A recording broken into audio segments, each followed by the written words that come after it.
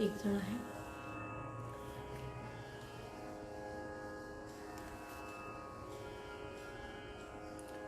योगीराज काका आहेत. आमचा विद्यार्थी आहे हा दुसरा नवशिंदे.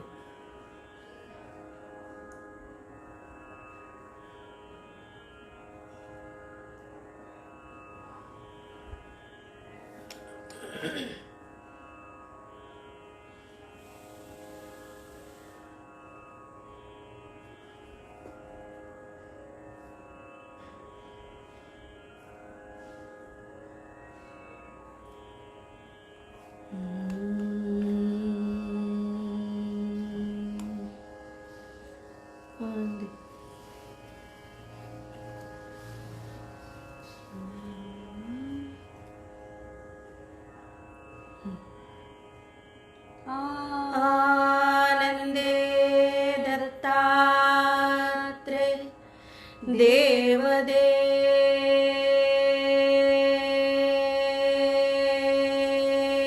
देवदेव श्री सर्वज्ञदासो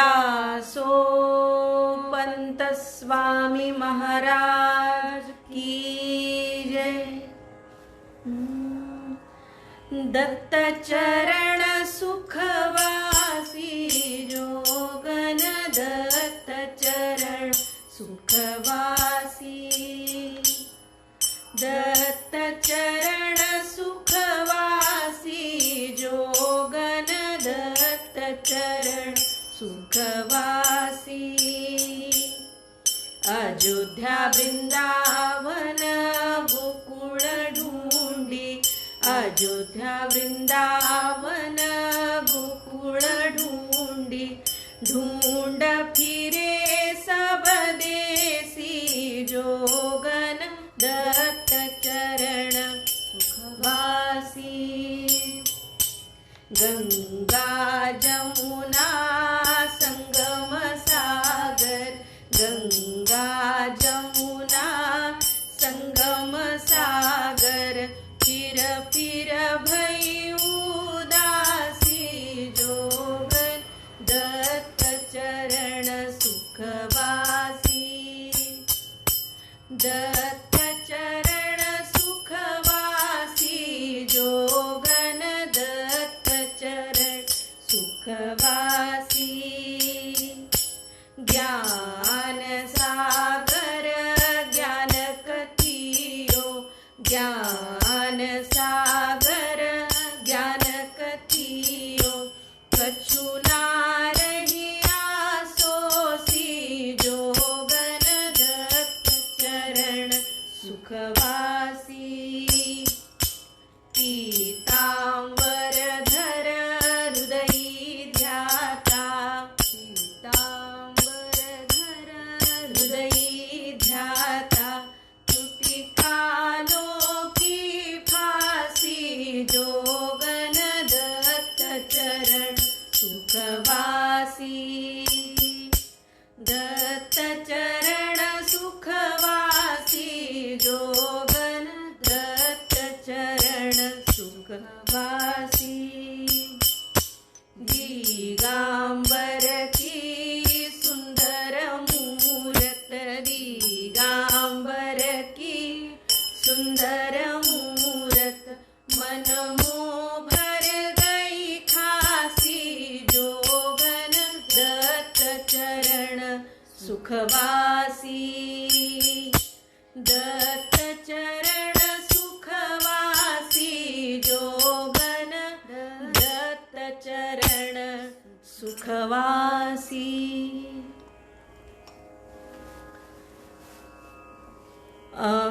माझ्यासोबत आत्ता जे जोडले गेलेत त्या सर्वांना सादर नमस्कार. ज्येष्ठांना शिरसाष्टांग नमस्कार.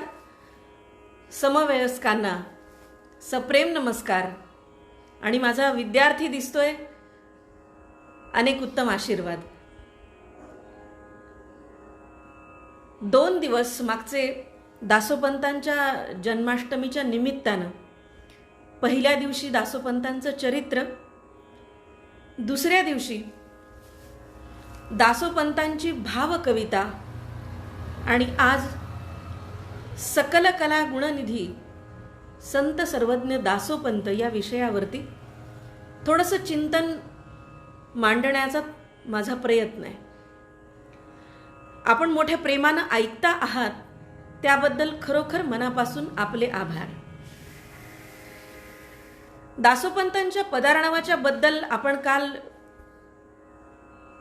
संक्षिप्तपणे बोललो, पण दासोपंत फक्त साहित्यकार म्हणून, मध्ययुगामधले एक संत साहित्यिक म्हणून प्रसिद्ध होते असं नव्हे, तर एक अतिशय अद्वितीय व्यक्तिमत्व म्हणून दासोपंतांच्याकडे पाहावं लागेल. ज्ञानदेवांच्या ठाई कवित्व होतं, नामदेवांच्या ठाई कवित्व होतं. आद्यकवी मुकुंदराजांच्या पासून साधारण 10व्या-11व्या शतकांपासून लिखित स्वरूपातली वाङ्मय, संत वाङ्मयाची परंपरा अगदी थेट आजच्या नवकवींच्या पर्यंत जी येऊन पोचते, यामध्ये एखादा कलावंत एखादी कला जन्माला घेऊन येतो. अनेकदा असं होतं की एकापेक्षा 2 कला त्या कलावंतापाशी असतात. उत्तम गाणंही तो म्हणू शकतो, उत्तम वक्तृत्व शैली असते, उत्तम लिखाणही करू शकतो. एखाद्यापाशी आणखी एखादी कला असते, जो उत्तम नृत्य करू शकतो. पण अशा प्रकारची व्यक्तिमत्व अतिशय दुर्मिळ असं म्हणावं लागेल. आणि सर्वात महत्त्वाचं म्हणजे सात्विक कलांचा आधार आणि त्यासाठी धर्मपीठाचा विचार, हे एक अनोख्या संगमाचं व्यक्तिमत्व 16व्या शतकामध्ये जन्माला आलं. ज्याच्या ठाई कवित्व होतं, ज्याच्या ठाई बहुग्रंथ प्रसवण्याची शक्ती होती, ज्याच्या ठाई तत्वचिंतन होतं, जो भावकवी होता, जो लोककवी होता, जो महाकवी होता, आणि त्याचबरोबर इतर अनेक कला त्याच्यापाशी, त्याच्या ठाई नांदत होत्या. हे एक वेगळं व्यक्तिमत्व 16व्या शतकातलं म्हणून दासोपंतांच्याकडे वेगळ्या दृष्टिक्षेपानं पाहावं लागेल. समकालीन आंतरराष्ट्रीय विचार केला तर आपण शेक्सपियरचा विचार जसा करतो, दासोपंतांचे ते समकालीन, तसा आंतरदेशीय विचार केला तर संगीताच्या बाबतीत तानसेनाचा हा काळ 16वं शतक. चित्रकलेच्या बाबतीत अभिनव प्रयोग, संगीताच्या बाबतीत अभिनव प्रयोग, साहित्याच्या बाबतीत अभिनव प्रयोग, माध्यम वापरण्याच्या बाबतीत अभिनव प्रयोग, नाटकाच्या बाबतीत अभिनव प्रयोग. आणि म्हणून दासोपंतांचं व्यक्तिमत्व हे बहुअंगी, बहुआयामी, व्यामिश्र, व्युत्पन्न आणि बहुध कलांनी संपन्न अशा प्रकारचं होतं. आणि याचबरोबर प्रादेशिकतेचा वाद किंवा पुसटसाही विचार मनात न आणता दासोपंत दक्षिणेतून आले, म्हणजे बेदर प्रांतातून म्हणूया, आज ते कर्नाटकात आहे, पण तत्कालीन परिस्थितीमध्ये उल्लेख असा येतो की ते तमिळनाडू आणि कर्नाटकच्या सीमारेषेवरती असावं. या दोन्ही भाषा मातृभाषा म्हणाव्यात इतक्या जवळच्या भाषा दासोपंतांच्या असताना दासोपंत देशभ्रमण करीत महाराष्ट्रात आले, मराठवाड्यात आले, आदिदेवी, आदिमाया, आदिशक्ती अंबाबाईच्या ठिकाणी आले आणि मराठीचा अभिमान दासोपंतांनी व्यक्त केला. गंमत अशी आहे की संस्कृताचा पंडित असणारा हा माणूस, बहुभाषिक असणारा हा माणूस, मराठी मातृभाषा नसणारा हा माणूस मराठीचा अभिमान बाळगतो, हे मुद्दामहून नोंदण्यासारखी गोष्ट आहे. संस्कृतचे निष्णात पंडित अधिकतर वाङ्मय त्यांनी प्राकृतातून लिहिलं, मराठीतून लिहिलं, आणि केवळ उच्चवर्णीय संस्कृताचे वारसदार सांगतात त्यांच्याकडची ज्ञानगंगा, हे ज्ञान त्यांच्यातच न राहता ते ज्ञान सगळ्या सामान्यांसाठी, सर्वसामान्यांसाठी ते मोकळं व्हावं, खुलं व्हावं, त्यांना ते समजावं, आणि यासाठी मोठ्या तळमळीनं प्राकृतातून लिहिणारे, उलट संस्कृताचा दुराभिमान अहंकार बाळगणाऱ्यावर टीका करणारे दासोपंत महाराष्ट्राला अधिक जवळचे वाटले पाहिजेत, नव्हे वाटावेतच. प्राकृत म्हणून दूषिती तेची यया ज्ञाना वंचिती, भाषाच केवळ भजती ते मूर्ख कीना. संस्कृत बोलिले सेवणे तेची सांडावे प्राकृत वचने, ऐसिया मूर्खा मुंडणे किती आता हो. अशा प्रकारची वंचना त्यांनी या लोकांची केलेली आहे. संस्कृताच्या दुराभिमानापायी तत्कालीन विद्वान मराठीची अवहेलना करताना त्यांना दिसले आणि या प्रवृत्तीवर त्यांनी प्रहार केला. मुळात भारताच्या दक्षिणेकडून आलेला हा माणूस मातृभाषा मराठी नसताना मराठीचा कैवार घेऊन उभा राहतो, तेव्हा आजची महाराष्ट्राची परिस्थिती काय आहे सुज्ञास सांगणे न लगे. परप्रांतीयांनी या गोष्टीचा विचार केला पाहिजे की महाराष्ट्रात आल्यानंतर मराठी शिकलंच पाहिजे. हा ज्ञान विकास सामान्यांपर्यंत पोचावा, तो व्हावा, यासाठी मराठीचा पुरस्कार करण्यामागची भूमिका दासोपंतांची तितकीच महत्वाची मला वाटते. ग्रंथांमध्ये, लोकव्यवहारांमध्ये देशी भाषेचं महत्व दासोपंतांच्या इतकं सोदाहरण दुसऱ्या कुणीही मांडलं नाही. मराठीचं स्थान नेमकं काय, कुठे, कसं, हे मोठ्या अहमहमिकेने दासोपंतांनी मांडलं. आज मी त्याचे दाखले सविस्तर मांडणार नाही, कारण विषय खूप मोठा आहे, पुढे बरंच जायचंय. त्यामुळे हे सगळंच संक्षिप्त स्वरूपामध्ये मांडण्याचं कारण की दासोपंत साकल्यानं कळावेत. दासोपंतांच्या एका मोठ्या गजाकडे, आपण जसं आंधळ्या आणि हत्तीची गोष्ट ऐकली आहे, वाचली आहे, त्याप्रमाणे प्रत्येक पैलू त्यांच्या संदर्भातला, संबंधातला समोर आणावा, इतकाच आजचा हा विषय आहे. दासोपंत उत्तम मराठी जाणत होतेच आणि त्यांनी उत्तम भाष्यही केलं. ते भाष्यकार म्हणून अधिक प्रसिद्धीस पावले ज्ञानगंगेच्या या प्रवाहामध्ये. पालवा पुढे पालव घेऊची लागले धाव, अशा अनिवार स्फुरणाच्या उर्मीनी दासोपंतांनी वाङ्मय निर्माण केलं आणि त्याचा मोठा विस्तीर्ण वटवृक्ष निर्माण झाला. मी जेव्हा दासोपंतांच्या वाङ्मयाचे प्रकार, त्यांची पद्धत, टीकेची पद्धत, भाष्याची पद्धत, वेगवेगळ्या ग्रंथातली प्रतिपादनाची पद्धत बघते, वाचते, त्यावेळेला मला एक गोष्ट प्रकर्षानं जाणवली की आदरणीय, पूजनीय आद्य शंकराचार्यांच्या पावलावरती पाऊल ठेवून दासोपंत पुढे जात आहेत असं मला वाटतं. मात्र प्रतिपादनाची शैली स्वयंपूर्ण आहे. अनेकदा तर शंकराचार्यांनी केलेल्या भाष्याच्या बऱ्याच वेळेला वेगळ्या पद्धतीनं मांडणी दासोपंतांनी केली आहे, हेही गीतार्णवामध्ये दिसतं.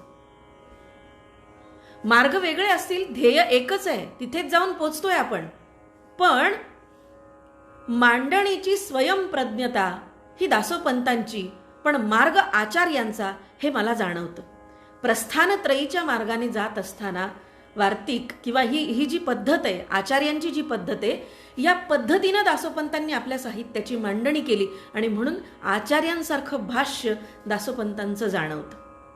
विश्लेषणात्मक उकल आहे, खंडन मंडनाची त्यांची तार्किकता आहे, कल्पक रूपक आहे, दृष्टांत आहेत, मार्मिक आख्यानांची जोड दिलेली आहे, त्याची पेरणी केलेली आहे, वक्तृत्वपूर्ण शैली आहे, रसाळ निवेदन आहे, मनन चिंतनातून आणि स्वानुभवातून आलेलं त्यांचं स्वयंप्रज्ञ मत आहे. आग्रही भूमिकेनं, मोठ्या आत्मविश्वासानं दासोपंत आपलं मत भाष्यकार म्हणून मांडत जातात. ही मांडणी करताना शिस्तबद्धता दिसते, नेटकेपणा दिसतो. निवेदनामध्ये मागच्या अध्यायामध्ये जो विषय सूत्ररूपानं घेतला आहे तो पुढच्या अध्यायाच्या सुरुवातीला स्मरण करून देण्याची पद्धत आहे. तोच धागा पुढे जोडून जायचं अशी पद्धत आहे जी आचार्यांची आहे. प्रश्न उपस्थित करायचे आणि त्या प्रश्नांची उत्तरं देत देत शंकांचं समाधान करत ते भाष्य करायचं, अशी दासोपंतांची पद्धत.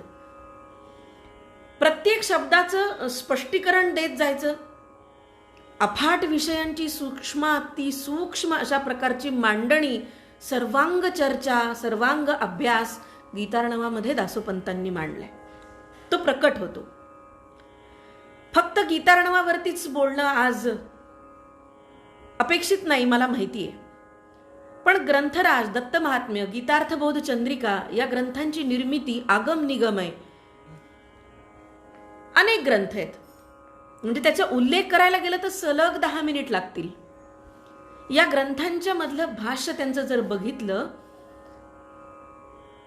तर एखाद्या कथाकाराला, एखाद्या कादंबरीकाराला, एखाद्या नाट्यकाराला शोभेल अशी भाषा अनेक ठिकाणी दिसते. उदाहरण म्हणून द्यायचं झालं तर दत्त महात्म्य बघूया आपण. या ग्रंथामधून भावपूर्ण नाट्यमय असं कथन, प्रसंगांचं सुरस आणि मोहक असं वर्णन केलेलं आहे. शब्दांचं चित्रण इतकं मनोवेधक आहे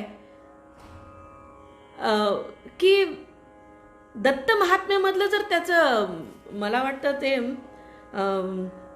कौशिकाचं उपाख्यान आहे, हे उपाख्यान तुम्ही वाचा. इतकं बहारदार झालंय ते की नाटककार म्हणून दासोपंत आपल्यासमोर उभे राहतात आणि तात्काळ लक्षात येतं की हे आख्यान काव्य असलं पाहिजे.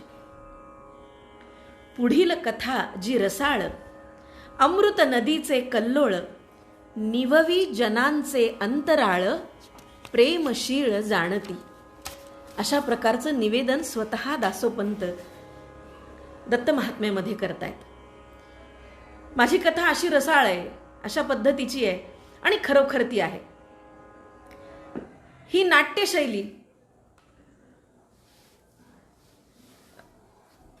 अनेक ग्रंथातून आहे. गीतार्णवामध्ये काही कथा येतात. मित्राची कथा आहे, झाडांची कथा आहे.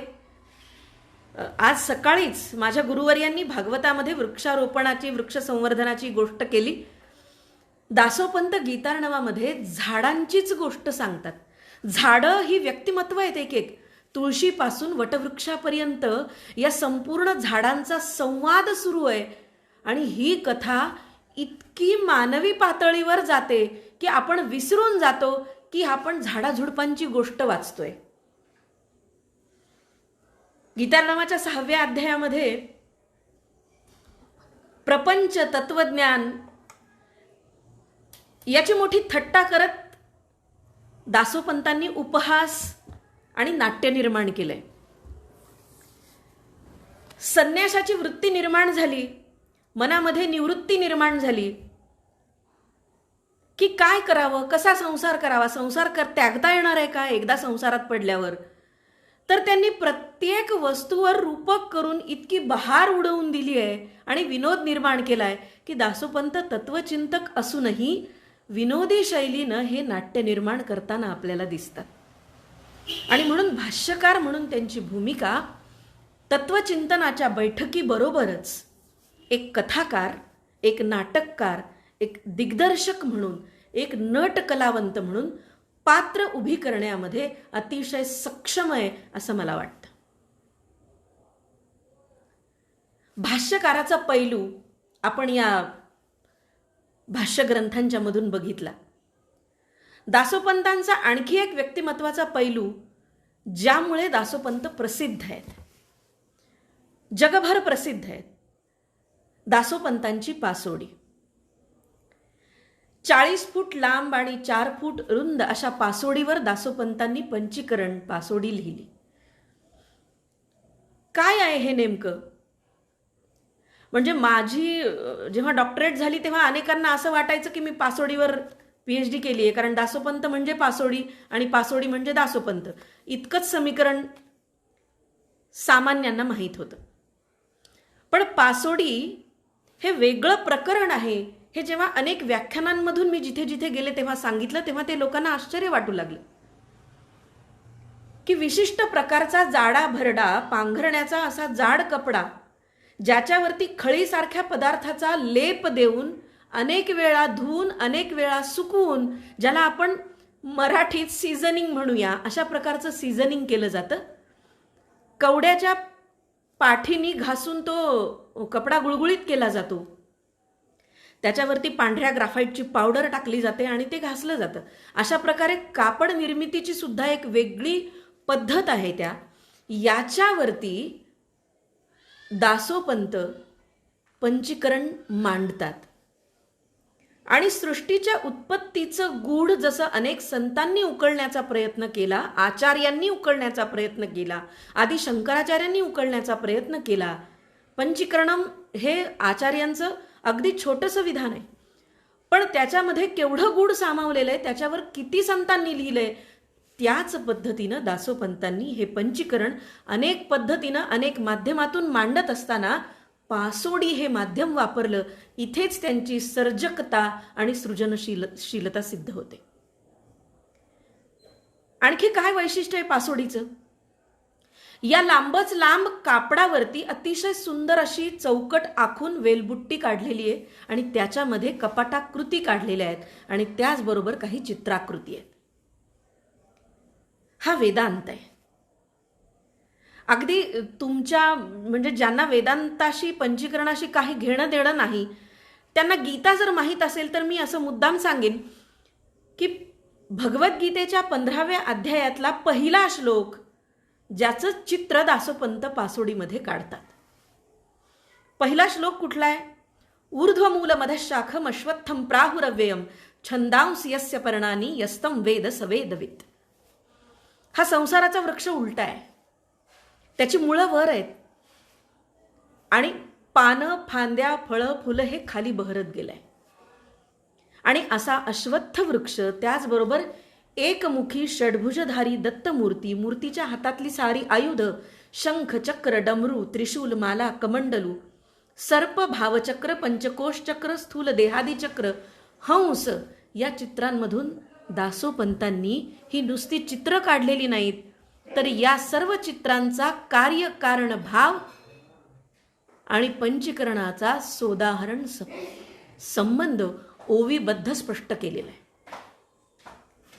ही चित्र अतिशय सुंदर आहेत. यातला जिवंतपणा, कलात्मकता, भावपूर्ण अशा प्रकारची ही जी आपण ज्याला चित्रकलेच्या भाषेमध्ये इंग्रजीमध्ये स्ट्रोक्स म्हणूया, वळण म्हणूया, ती वळण अतिशय सुंदर आहेत की जी चित्रकार म्हणून साक्ष देतात.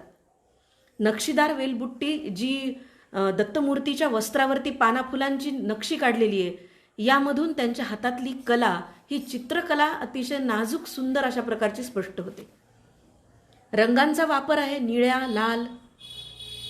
चित्र आणि काव्य यांचा सुंदर संगम या एका आगळ्या वेगळ्या माध्यमाचा वापर करून तयार केलेल्या मराठी सारस्वतातील हे अद्वैत असं वाङ्मय शिल्प आहे असं मी म्हणेन. या सर्व चित्रांच्या मध्ये दासोपंत ओवीबद्ध रचना करतात, ही वैशिष्ट्यपूर्ण गोष्ट आहे. मी काही चित्र इथे दाखवते. नेमकी लाईट गेली आहे.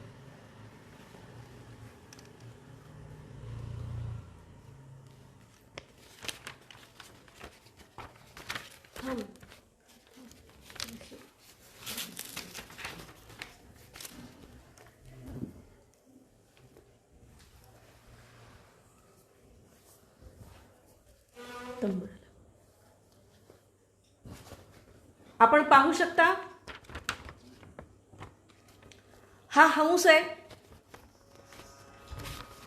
वेदांताच्या भाषेमध्ये मुक्तीचं प्रतीक आहे.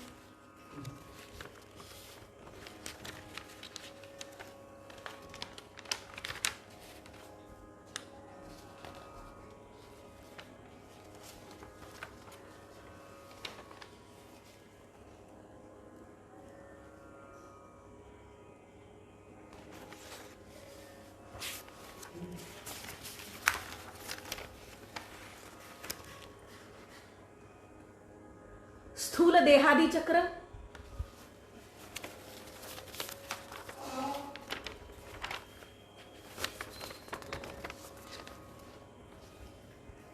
पंचकोश चक्र,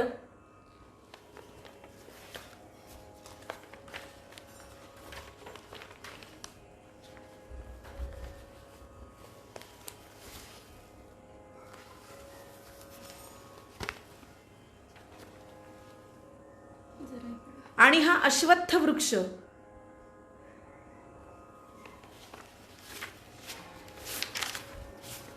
आहे.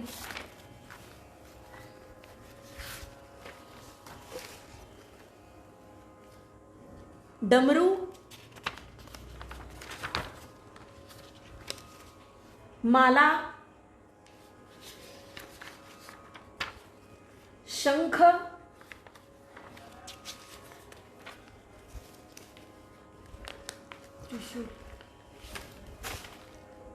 त्रिशूल,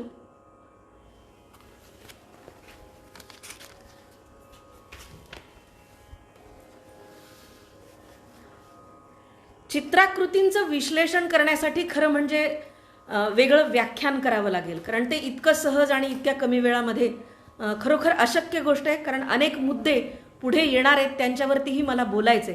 त्यामुळे हा एक वेगळा विषय आहे, त्याच्यावरती खूप विस्तारानं बोलायला हवं. काल ज्या विषयी मी बोलत होते किंवा ज्या विषयातला थोडासा भाग मी काल बोलले, दासोपंतांची भावकविता, ज्याच्यातून त्यांचा मनोनीत भाव निर्माण झालेला प्रकट होतो, अभिव्यक्त होतो, तो म्हणजे पदार्णव. तत्वज्ञान, भावविवशता, संगीत आणि बहुभाषिकता हे त्या पदरचनांचे आधारभूत घटक आहेत असं मला वाटतं. वेद उपनिषदांच्या श्रुतींवर दासोपंतांनी पद रचली. भावकवी म्हणून त्यांचा परिचय आपण काल संक्षिप्तपणे बघितला, करून घेतला. संगीत हा पदार्णवातील पदरचनांचा मूळ गाभा आहे. अभिजात संगीत, सुगम संगीत, नाट्यसंगीत, लोकसंगीत या सर्व प्रकारच्या संगीताचा मुक्त वावर दासोपंतांच्या पदरचनांच्या मधून होतो. विविध रागांचा, तालांचा उल्लेख दासोपंतांच्या पदरचनांमधून होतो. जती, सरगम, मेळाप, परण यांचाही उल्लेख येतो. संगीत परिभाषेमधले काही वैशिष्ट्यपूर्ण ज्या संज्ञा आहेत त्या संज्ञा म्हणजे रागवेळा, रागमाला, प्रबंध, खंडप्रबंध, चतुरंग प्रबंध, जती, स्वर सामगायन, तालस्वरालंकार, शब्दस्वरालंकार, झपताला स्वरालंकार, त्यानंतर तिवडा वीणालंकार, त्रिवट, षटभार्या, भैरवम अशा अनेक संज्ञांच्या नामनिर्देशनाने दासोपंतांची अनेक पदं मिळतात. आत्ता रागांची यादी सांगणं अशक्य आहे, पण जवळजवळ मी अभ्यासत असताना मी जेव्हा त्याची यादी केली तेव्हा ती जवळजवळ 80 ते 85 रागांची यादी मला मिळाली, फक्त उपलब्ध असलेल्या 2,500 ते 3,000 पदांच्या मध्ये. जर 1,25,000 पदं आपल्या पदरात पडली तर बघा काय चित्र कदाचित खूप वेगळं असेल. 10 ते 12 ताल त्याच्यामध्ये सापडतात. या एकूणच पदार्णवाच्या निर्मितीमागे मी केलेला जो विचार आहे ते मी मुद्दाम इथे सांगीन की दासोपंतांचा काळ आणि एकूणच संपूर्ण भारतामध्ये जे जे कवी संत निर्माण झाले त्यांचा काळ मी जेव्हा तुलनात्मक सतत पाहत होते तेव्हा मला एक गोष्ट लक्षात आली. विद्यापती, चंडीदास, कबीर, अण्णम्माचार्य, स्वामी हरिदास, पुरंदरदास, चैतन्य महाप्रभू, मीराबाई आणि तुलसीदास, त्याचबरोबर गुरु नानक, सूरदास आणि वल्लभाचार्य या संपूर्ण भारतातल्या अनेक प्रदेशातल्या संत वाङ्मयाचा, संत वाङ्मयातील साहित्यातील संगीताचा, उपासना परंपरेचा दासोपंतांच्या या पदरचनांच्या वरती प्रभाव जाणवतो. अभ्यास करताना तर जवळजवळ 7 ते 8 राग अण्णम्माचार्यांच्या आणि दासोपंतांच्या पदरचनेमध्ये खूप सारखे आहेत. आणखी अनेक गोष्टी सांगता येतील की भाषेचाही तसाच परिणाम याच्यामध्ये जाणवतो. जर अभिजात संगीताचा सगळ्यात प्रथम विचार केला पदार्णवाचा कला म्हणून, कलाकार म्हणून, तर दासोपंत वेगवेगळ्या रचनांची मांडणी करत असताना जाणीवपूर्वक आणि अभ्यासपूर्ण करत असतात. जेव्हा ते मेळ रागमाळा लिहितात तेव्हा याच्यामध्ये बघा तुम्ही, ही पूर्ण मेळ रागमाळा मी तुम्हाला ऐकवणार नाही, पण एक 4 ओळी मुद्दाम ऐकवीन ज्याच्यामध्ये रागांचा उल्लेख येतो. भूपाळी गणचरणी भैरवे शिष्यत्व स्थापुनी मल्हार गणदमुनी रक्षियले, साधन ते सावेरी गोंगण दमन करी रामक्रिया दहरी आणावो सये, धानाश्री ते दृष्टी न कळेवो गोष्टी वैराटिकासी तुटी कैसे होय. एकूण 14 कडव्यांची ही मालिका आहे आणि जवळजवळ 25 ते 30 रागांचा उल्लेख याच्यामध्ये येतो. एक रागवेळा आहे. रागमाळा काय आहे तर रागांची मालिका याच्यामध्ये येते. आजही ती रागांची मालिका म्हटली जाते. शास्त्रीय गायनाचा कार्यक्रम तुम्ही ऐकत असाल तर रागमाला हा मोठा वैशिष्ट्यपूर्ण प्रकार आहे. म्हणजे ज्या रागाचं नाव आपण त्या पदांमधून घेत आहोत त्या रागाच्या स्वरामध्ये ती ओळ म्हणायची. जेव्हा जेव्हा त्या त्या रागाचा उल्लेख होईल त्या त्या रागाच्या वेळी त्या त्या रागाच्या स्वरमालिकेनी त्याचं उच्चारण करायचं, अशी रागमालेची पद्धत आहे. आजही ती गायली जाते. ही दासोपंतांची रागमाला. ही रागवेळा बघा.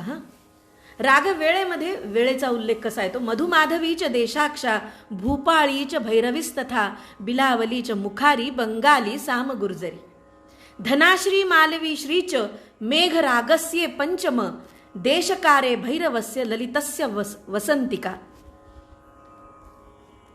ही सुद्धा रागवेळा फार मोठी आहे.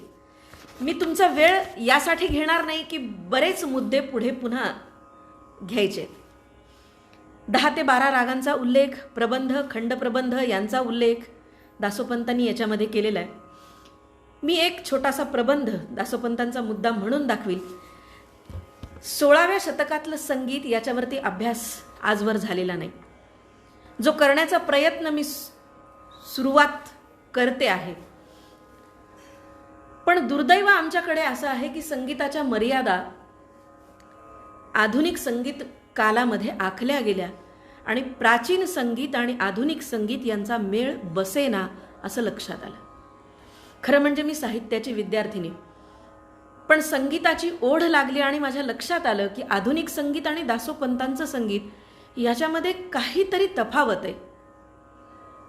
आणि म्हणून प्राचीन संगीत 16व्या शतकातलं संगीत जे मौखिक परंपरेनं दासोपंतांनी प्रसृत केलेलं संगीत आज उपासना मार्गाने देवघरामध्ये गायलं जातं, जे परंपरेनं गायलं जातं, अशा प्रकारच्या संगीताचा अभ्यास आज अतिशय महत्त्वाचा आहे, जेणेकरून आमचा प्राचीन संगीताची ओळख आम्हाला पुन्हा होईल. गुणी हो हो रे जोग ओ रस प्रेम गुणी हो हो रे.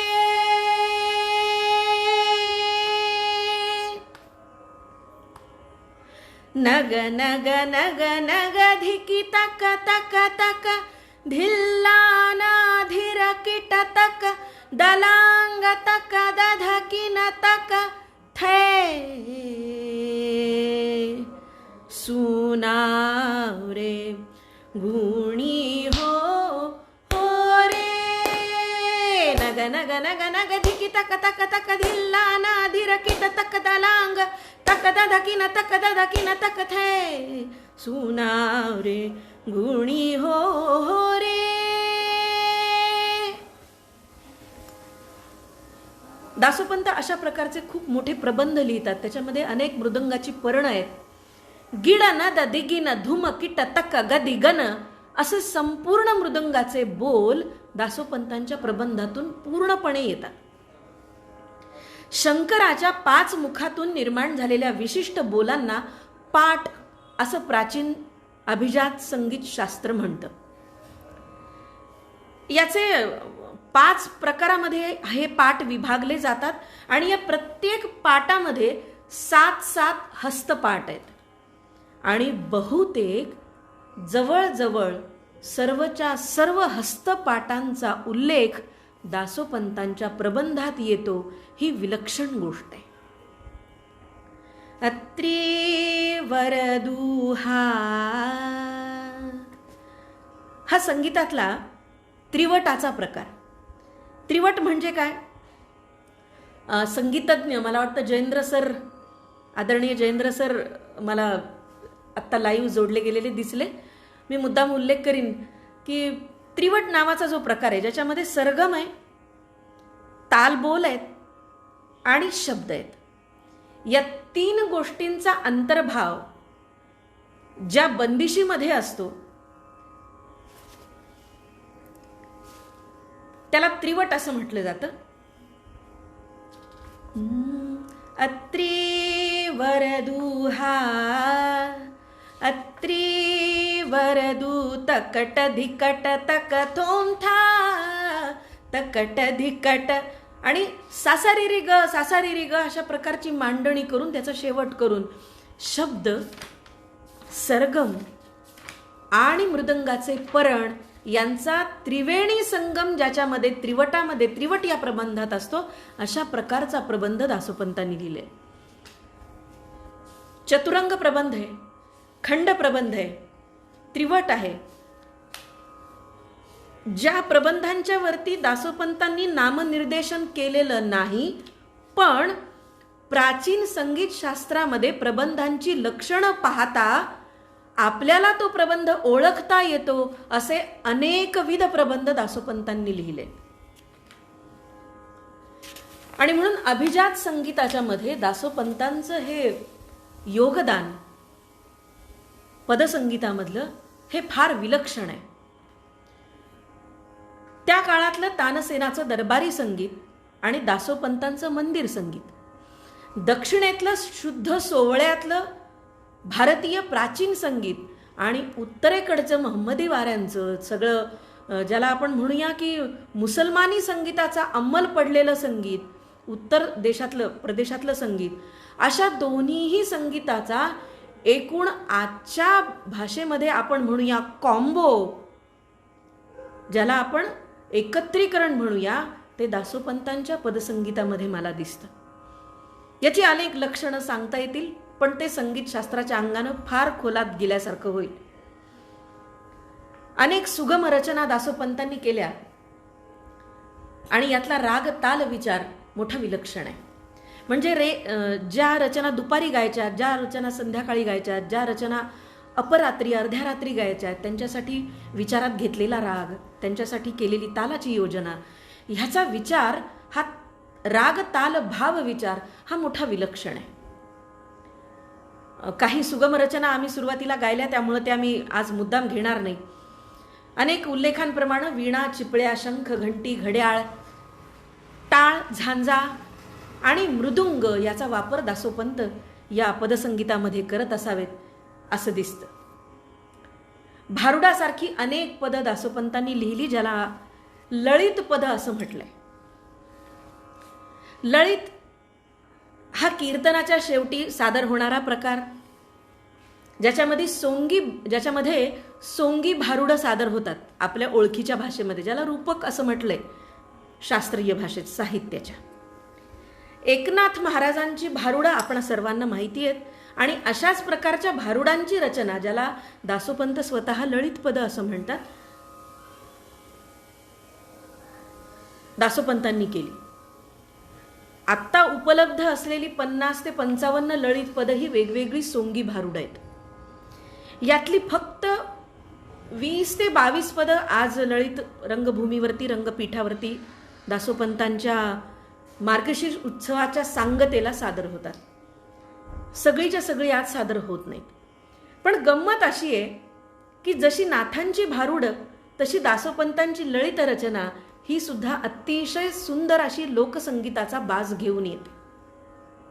यामध्ये खेळीया पद आहेत, उपासना मार्गांवर, साधक साधनांवर आधारलेली पद आहेत, नवल आहेत, कूट आहेत, कोडे आहेत, कर्मविधींवर आधारलेली पद आहेत, विविध व्यवसायांवरती आधारलेली पद आहेत, कौटुंबिक आणि सामाजिक नातेसंबंधांवरती आधारलेली पद आहेत. आणि सगळ्यात महत्त्वाची गोष्ट अशी की संपूर्ण पदार्णवामध्ये अनेकविध भाषांचा वापर, भाषा भगिनींचा सुंदर मेळ पदार्णवामध्ये बघायला मिळतो. मी ललित पदातलीच काही पद बहुभाषिकतेच्या अंगानं म्हणणार आहे, त्यामुळे त्याच्यावरती फार भाष्य करणार नाही, कारण ललित पद हा एका वेगळ्या व्याख्यानाचा विषय. दासोपंत प्राकृत, हिंदी, हिंदुस्थानी, राजस्थानी बोली, उत्तर प्रदेशातली बोली, ब्रज बोली, त्याचबरोबर उर्दू, फारसी, सिधुखडी, नाथपंथीय, संस्कृत, प्राकृत अशा अनेक भाषांचा वापर करताना आपल्याला दिसतात. लई लई लकुटा माझा भाऊ धाकुटा, लई लई लकुटा न माझा भाऊ धाकुटा, अशा प्रकारची ग्रामीण बोली दासोपंत बोलतात. आणि त्याचबरोबर चांग भांग करा मामी चांग भांग करा, चांग भांग करा मामी चांग भांग करा, चांग भांग करा मामी भाग्योदय झाला, परतोनी पहा सोय धरा गणी धरा आला न चांग भांग करा. काजळ डोळा घाला मामी काजळ डोळा घाला, काजळ डोळा घाला मामी काजळ डोळा घाला, न भाऊजीचा हात धरून निजसे जे चला, चांग भांग करा मामी चांग भांग करा. नक्का करू टक्कम टिक्का, नक्का करू टक्कम टिक्का, ठक्कू नक्का लोकान आत्मारामी मिळून जाई निजा निज सुखा. टाका मागील चाळा, टाका मागील चाळा मामी देहबुद्धी गाळा, टाका मागील चाळा मामी देहबुद्धी गाळा, जळो तुमची खोड मामी किती कराल चाळा, चांग भांग करा मामी चांग भांग करा, चांग भांग करा मामी चांग भांग करा. खरं म्हणजे बाह्य स्वरूपावरचं हे टक्कम टिक्क्यानं राहण्यावरती टीका केलेलं पद आहे. उत्तम प्रतीची साडी हवी, दागदागिने हवेत, डोळ्यामध्ये काजळ हवं म्हणजे मेकअप हवा, सगळं सुख हवं. मी त्याचं सगळं वर्णन करणार नाही, पण दासोपंत कान टोचल्याशिवाय सोडत नाहीत प्रत्येक ठिकाणी. नक्का करू टक्कम टिक्का ठक्कू नका लोका, आत्मारामी मिळून जाई निजा निज सुखा निज सुखा. आपला स्वतःचा आत्माराम, आत्मानंद, निज सुख हे ओळखा. टाका मागील चाळा मामी देहबुद्धी गाळा, टाका मागील चाळा मामी देहबुद्धी गाळा. आणि देहबुद्धीचा विसर पडून आत्मबुद्धीची जागृती, जळो तुमची खोड मामी किती कराल चाळा. आणि हा चाळा टाकण्याची विनंती दासोपंत या मामींना करतायत, सासूबाईंना करतायत. अतिशय सुंदर अशी नाट्यात्मक पद आहेत ही. एक संस्कृत पद मुद्दाम म्हणेल.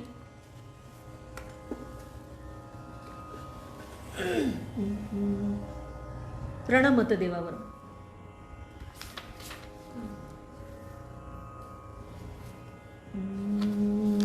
67.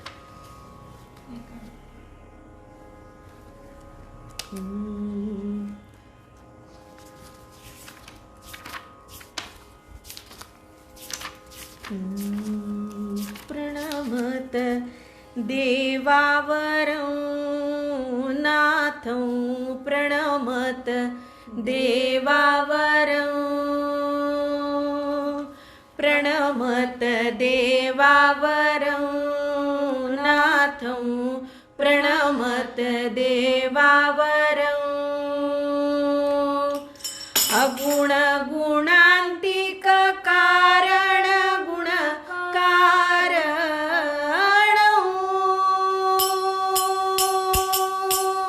अगुण गुणांतिक कारण गुण कारण, गुण गुण गुणित मनाथ, गुण गुण गुणित मनाथ. प्रणमत देवावरं नाथं, प्रणमत देवावरं. वेद माधव माधवादी दिगंबरं,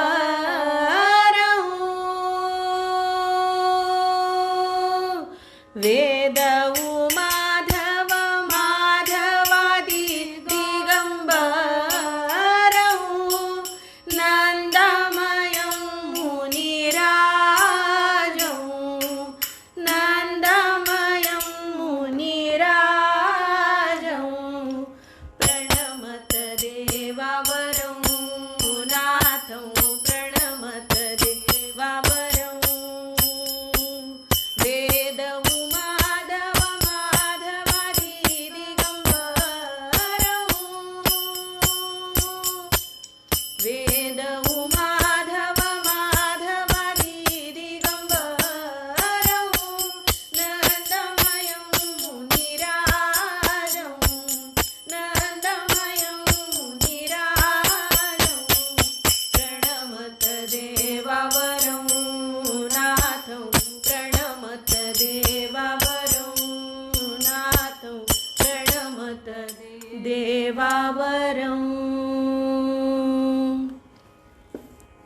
लालन मेरा काळ. बहुभाषा कोविद असं दासोपंतांचं वर्णन करता येईल. लालन मेरा सावला देख भुली दिलदार आरे, देख भुली दिलदार रे.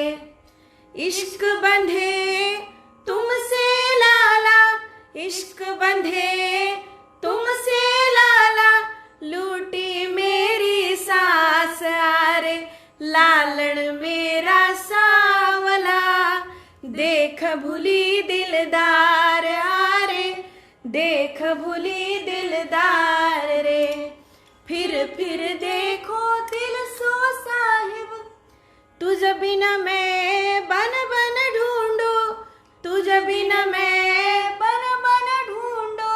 लालन मुझे ख्याल रे. फिर देखो दिल से साहिब तेरी वाट आरे, साहिब तेरी वाट रे. दिगंबर सो मिलते मिलते, दिगंबर सो मिलते मिलते, छूटी मेरी गाठ आरे. फिर देखो दिल से साहिब तेरी वाट आरे, साहिब तेरी वाट रे.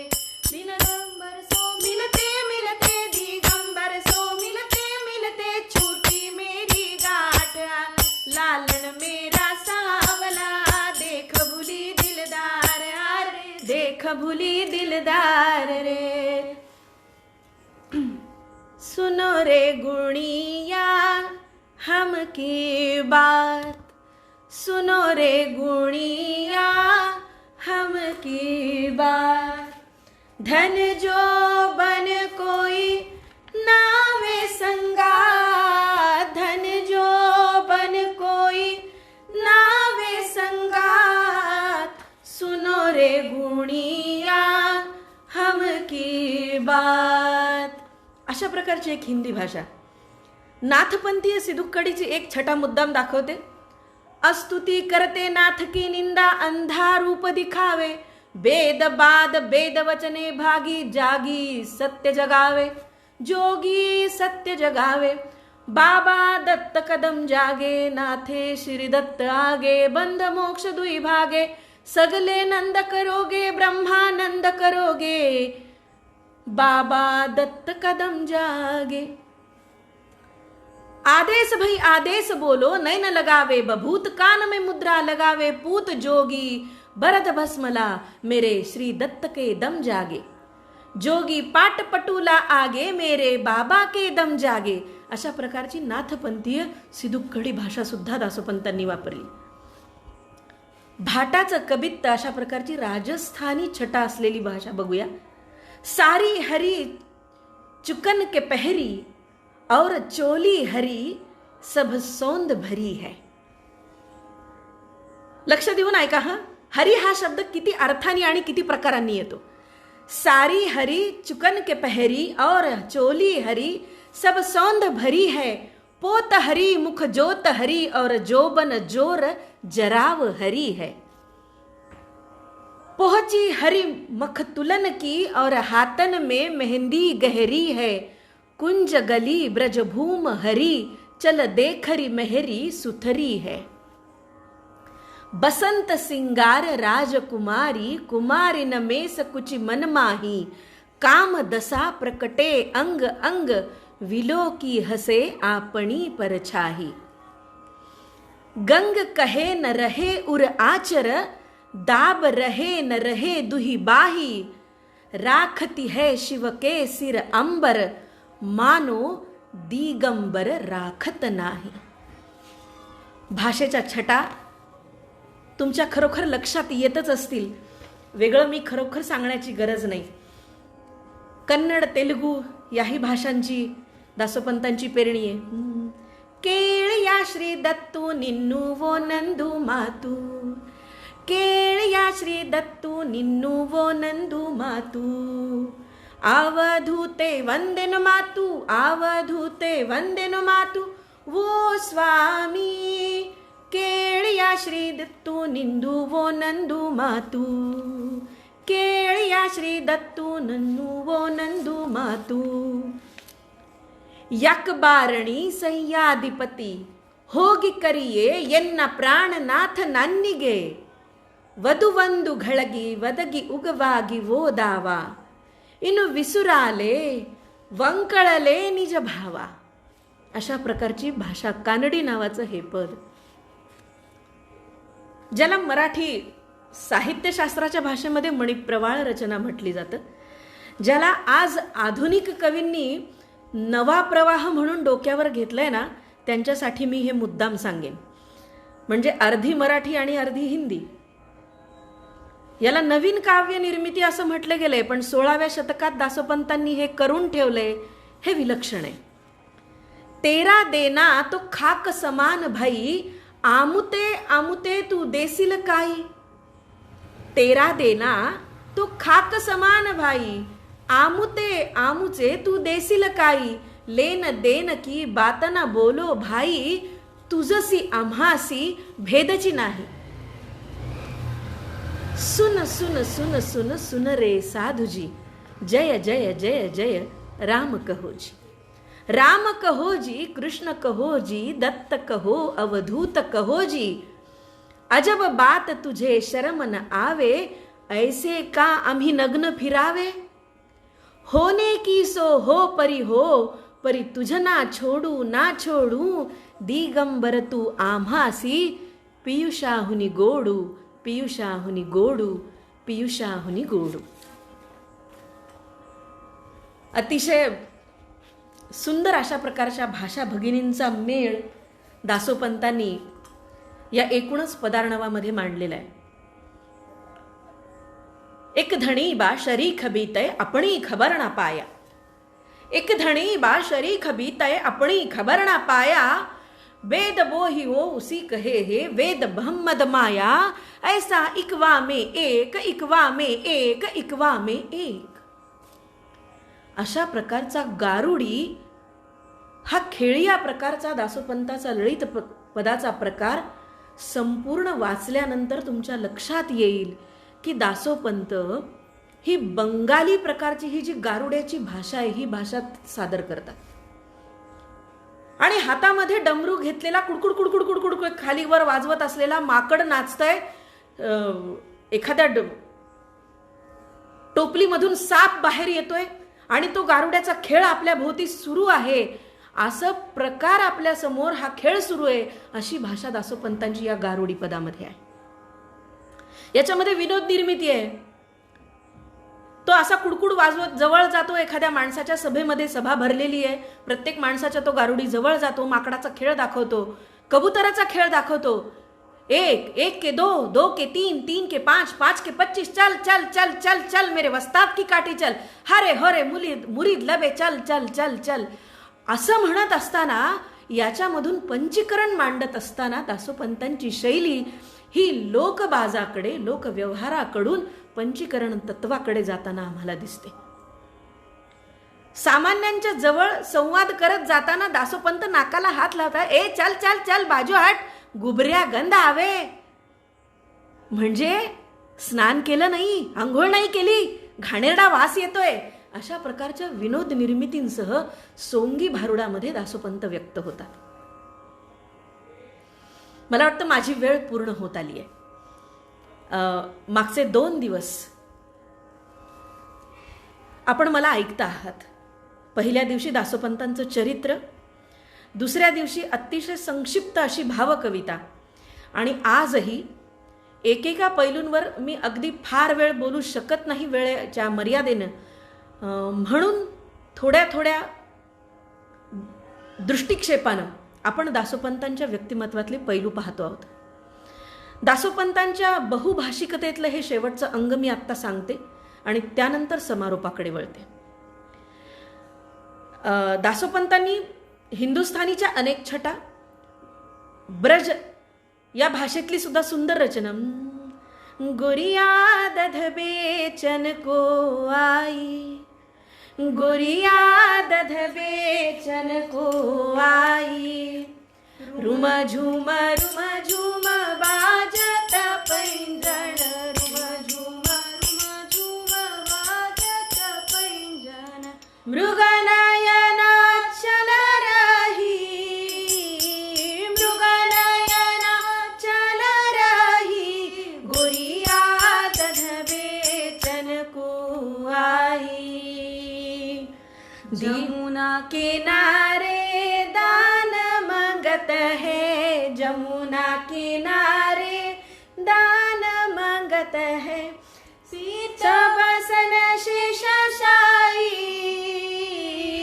पीता वसन शेषशायी, गुड़िया दध बेचन को आई।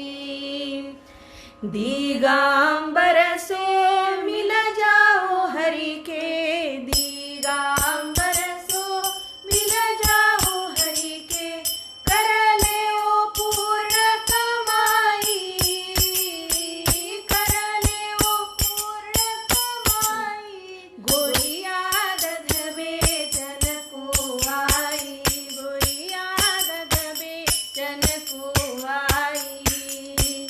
रुम झुम बाजत पैंजन, रुम झुम बाजत पैंजन, मृगनयना चल रही, मृगनयना चल रही, गोरिया दध बेचन को आई, गोरिया दध बेचन को आई।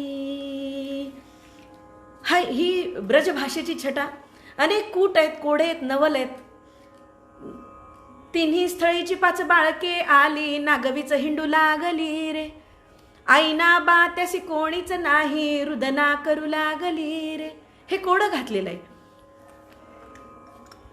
यानंतर दासोपंतांच्या उर्दू फारसी भाषेतलं हे शेवटचं रचना, पदरचना, ज्याला पीर फकीर असं दासोपंतांनी म्हटलंय. हा पीर फकीर सादर करते आणि समारोप करते. हा पीर फकीर शब्दांची गंमत, शब्दांची अलौकिकता, शब्दांची अनुभूती, शब्दाचं अद्भुत सामर्थ्य आणि मांडणी कशी असते याचा हा अतिशय अत्युत्तम नमुना आहे असं मी म्हणते. खलक के पलक मो झलकता नजर कर, खलक के पलक मो झलकता नजर कर, पलक के झलक में झुके देख दिल धर, बुझे तब सजेगा तू ही तेरा न तुझको, सदा ध्यान मो मस्त देखे आपस को. महले महल मो महल एक सारा, महले महल मो महल एक सारा, महल के ऊपर उन्मनी का नजारा, हमेशा झुके मस्त माते दरस को, सदा राम आराम होवे परस को. जिकिर कर फिकिर कू मकर के न कर तू. कदाचित हे कळण्यासारखं आहे, मुद्दाम ऐका. जिकिर कर फिकिर कू मकर के न कर तू, नजर कर नजर फिर न हो दर बदर तू, न हो बेशरम तू शरम धर जीवन की, न हो बेशरम तू शरम धर जीवन की, न पावे कभी मोट बांधे पवन की, न पावे कभी मोट बांधे पवन की. जसा वारा मुठीमध्ये पकडता येत नाही तसं हे आयुष्य निसटून जातंय. तुला दिलेले हे क्षण निसटून जात आहेत, त्याचा विचार कर, फिकीर करू नको. जिकीर म्हणजे संकट, संकटाचा विचार करू नको, त्याची फिकीर करू नको. मी विश्लेषणात जाणार नाही. खरोखर हा जो पीर फकीर आहे तो खूप मोठा आहे. त्यातले काही तुकडे फक्त ऐकवते. महल पर खड़ी मस्त नाजुक बदन है, महल पर खड़ी मस्त नाजुक बदन है, झुके झोंकती देखती वे मगन है, उसे देखने को यार ठाड़ा दीवाना, करम के दरस का न हमको ठिकाना, धर्म के करम का मरम कौन जाने धर्म के करम का, मरम कौन जाने उसे देखने को खडे हैं दीवाने. याच्यामध्ये संदर्भ येतो तो सूफी संप्रदायाचा. आमच्याकडे मधुरा भक्ती आणि मुस्लिम धर्मामध्ये सूफी संप्रदाय हा मधुरा भक्तीचा. फक्त तफावत एवढी आहे किंवा ज्याला म्हणूया फरक हा आहे की हिंदू धर्मातल्या मधुरा भक्तीमध्ये ईश्वर हा प्रियकर आहे आणि भक्त ही प्रेयसी आहे, आणि सूफी संप्रदायामध्ये ईश्वर ही प्रेयसी आहे आणि भक्त हा प्रियकर आहे.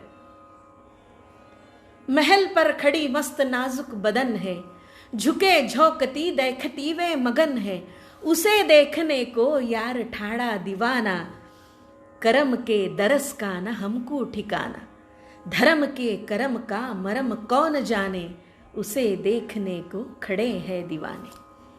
गगन घट मनो घट गगन मो नजर कर, अलख तुझ मनो तू अलख मो जिकिर कर, न तू है जुदा न तुझ में जुदाई, न तू है जुदा न तुझ में जुदाई, जुदाई बुझे तब दिगंबर खुदाई, जुदाई बुझे तब दिगंबर खुदाई. दासोपंतांचं हे भाषा वैविध्य आहे, भाषा वैपुल्य आहे. संत सर्वज्ञ दासोपंतांचं ललित कलात्मक वाङ्मयीन कर्तृत्व अक्षरशः अफाट आहे, अद्वितीय आहे. त्यांच्या व्यक्तिमत्वाचे अनेक पैलू आहेत. ते भगवद्गीतेचे स्वयंप्रज्ञ भाष्यकार आहेत. मराठीचा अत्यंतिक अभिमान बाळगणारे संस्कृत पंडित आहेत. पासोडीवर चित्राकृतीतून पंचीकरण तत्वचिंतन मांडणारे वेदांती कलावंत आहेत. उत्तम चित्रकार आहेत. ते लोककवी आहेत, ते महाकवी आहेत, ते भावकवी आहेत. प्रचंड पदरचना करणारे महाअर्णव निर्माण करणारे साहित्यकार आहेत. एक शैलीकार आहेत, नाटककार आहेत, कीर्तनकार आहेत, दिग्दर्शक आहेत, नाटककार, वाग्गेयकार, जे स्वतः मृदुंग वाजवतात, स्वतः कवित्व करतात आणि स्वतः नृत्य करून ती सादर करतात.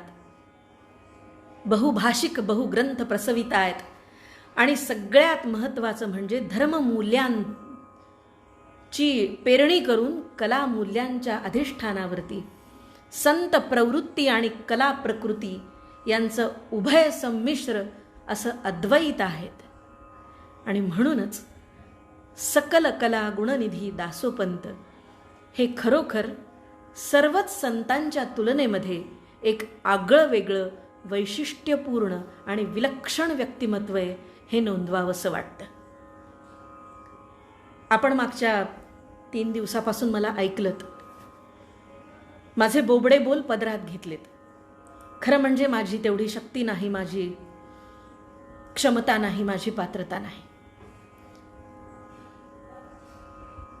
संचित इतकंच आहे की दासोपंतांची गुणसूत्र पूर्व सुकृतानं आईबापाच्या पुण्याईनं मिळालीत. आणि त्याच पुण्याईवरती हा शब्दसाठा, ही शब्दगंगा आपल्यासमोर वाहती केली.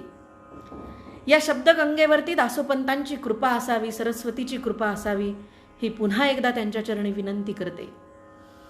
या 3ही दिवसांचं हे त्यांचंच शब्दवैभव त्यांच्या पायाशी समर्पित करते.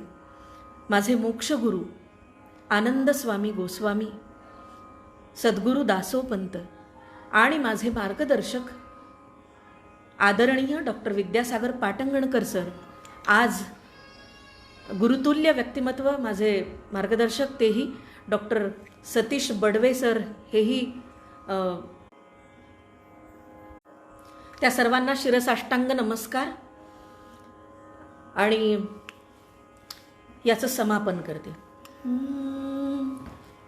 दयाळा श्री दत्ता, बहुभ्रमुनी मी मार्ग चुकलो, दीनानाथा पावे झडकरियता पार शिणलो, कवाडे मुक्तीची उघडूनी मला दावी चरणा, कृपा कृपा कीजे ऐसी पुनरपि नको जन्म मरणा नाम स्मरणी गरजावे नित्य आनंदे करावे नाम स्मरणी नित्य हेची प्रिय जीवा करुणा कीजे देव देवा नाम स्मरणी दिगंबरा तुझे ठाई नित्य प्रेम मज देई नाम स्मरणी श्री गुरुदेव दत्त आनंदे दत्तात्रेय देवदेव श्री सर्वज्ञदासोपंत स्वामी महाराज की जय सब संतन की जय आर्य सनातन वैदिक हिंदू धर्म की जय भारत माता की जय धन्यवाद।